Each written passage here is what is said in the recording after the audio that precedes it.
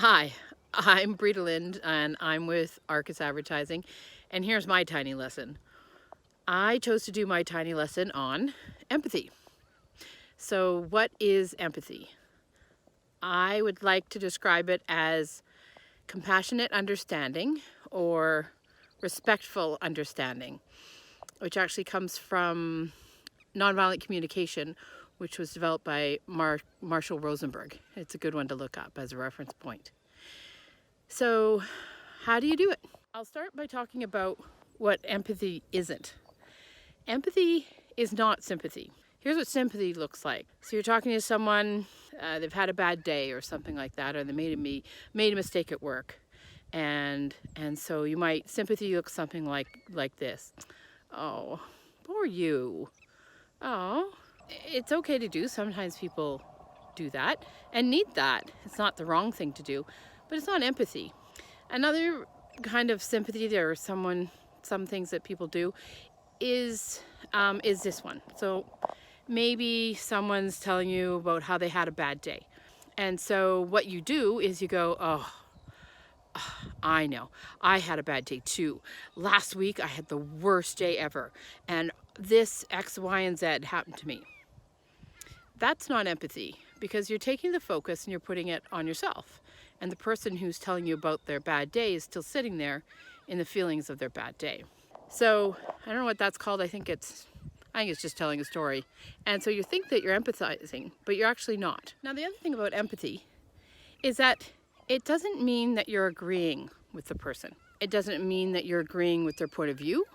It doesn't mean that you're agreeing that they're right about something if they had a disagreement with someone else. It just means that you're understanding their point of view. What does empathy look like? What is it? Empathy actually starts right here. It starts in the heart.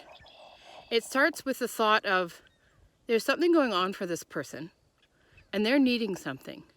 I may not know what it is, but I know that they're needing something. And you focus on the fact that they are needing something in what they're telling you. You don't have to put a name to it. It's great if you do, but you don't have to. But at the heart level, you're just thinking there's something going on for them. You can vocalize that.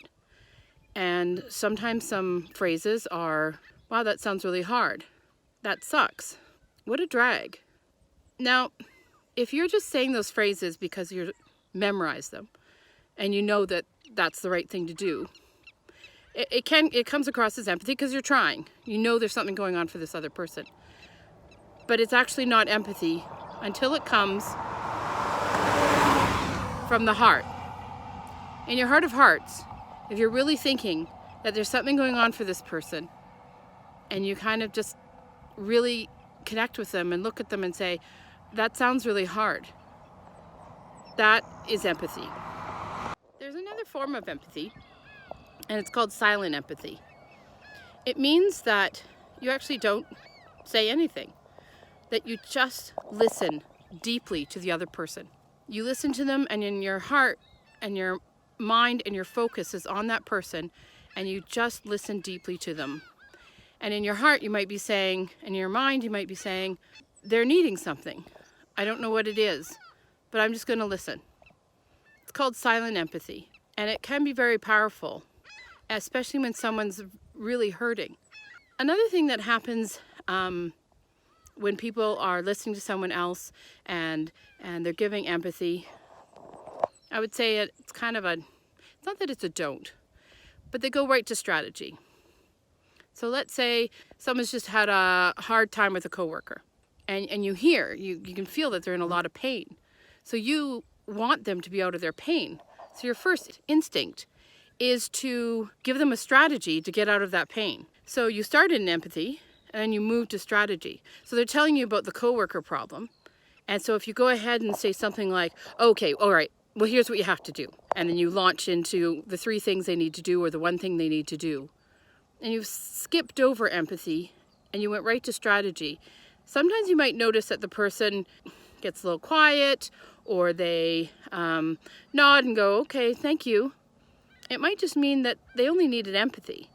So what I recommend is if you listen to them and you realize they need something and an idea comes to you that it might fix their whole situation, you ask them, would you like any strategies for what's going on? And some people will say, oh, absolutely, please, yes. And some people will say, no, thank you, or I don't need that right now, because they're still sitting in the pain and they're not ready to actually go any further than that. The thing about empathy is that it's about connection. It's about connecting with another human being at a human level and realizing they're in pain, or they're in happiness, or they're in wonderment, or they're in frustration, or they're in fear, or they're just sitting in something. It's about connecting at a human level and identifying, I know you're going through something. And it's very powerful when you just sit with that and connect with that. Now, sometimes someone might be telling you a story. It might be quite upsetting, and you might realize that you're starting to have some feelings yourself about what happened to them. So what you can do in that instance is recognize that you're having a feeling about it, and you can tell the other person, wow, I'm really sad that happened to you. Or, wow, I'm feeling really angry hearing what you just said about this thing that happened to you. Or, I feel really scared right now. And by connecting with your own feelings and telling the other person, it is another form of connection. And it tells them that you're listening to what they're saying. Now, if you keep the focus on yourself and your own feelings for the next half an hour, then that quickly moves to not really being empathetic. It moves to just being about yourself and the other person's not being listened to. But if you talk about your own feelings about what you just heard, that can be quite connecting, especially if it's pretty powerful and it gets in the way of you wanting to connect with what's going on for that other person. Okay, that's my tiny lesson on empathy.